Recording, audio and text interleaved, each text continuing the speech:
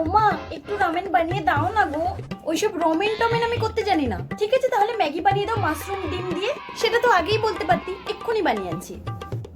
প্রথমেই আমি এখানে ছোট ছোট করে মাশরুমগুলো কেটে নেব, তারপর এরকম লম্বা লম্বা করে গাজর কেটে নেব আর সাথে পেঁয়াজও কেটে নেব, কারণ এই সবকিছু দিয়ে আজকে আমি ম্যাগি বানাবো। সবকিছু আমার কাটা হয়ে গেছে, এবার আমি কড়াইতে তেল দিয়ে মাশরুমগুলো ভেজে নেব ভালো করে। আর হ্যাঁ, অবশ্যই মাশরুমগুলো নুন দিয়ে ভাজতে হবে, না হলে তো কোনো স্বাদই থাকবে না। আর হ্যাঁ, গাজরটাও কিন্তু মাশরুমের সঙ্গে একসাথেই ভেজে নিতে হবে। মাশরুমগুলো আমার ভাজা হয়ে গেছে, এবার আমি কড়াইতে তেলের মধ্যে পেঁয়াজ দিয়ে দেবো, কারণ এবার আমাকে ম্যাগি বানাতে হবে। ম্যাগি ঠিক আমরা যেভাবে বানাই এই ম্যাগিটাও ঠিক সেইভাবেই বানাতে হবে। তো এখানে আমার ম্যাগিটাও হয়ে এসেছে, এবার শুধু উপর থেকে ধনেপাতা দিলাম আর আমার ম্যাগি একদম রেডি। এবার ম্যাগিটা আমি বাটির মধ্যে নিয়ে নেব, তার মধ্যে আমি নিয়ে নেব মাশরুম আর গাজর আর ডিম সেদ্ধ। ব্যাস, এখানে আমাদের ম্যাগি একদম তৈরি হয়ে গেছে।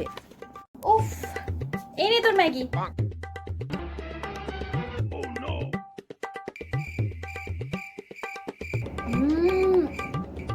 মা, এটা তো ভীষণ টেস্টি। বাট এটা কি? এটা তো কাঁটা চামচ দিয়ে খায়, এই চামচ কেন? যেটা দিয়েছি চুপচাপ ওটা দিয়েই খা। চল।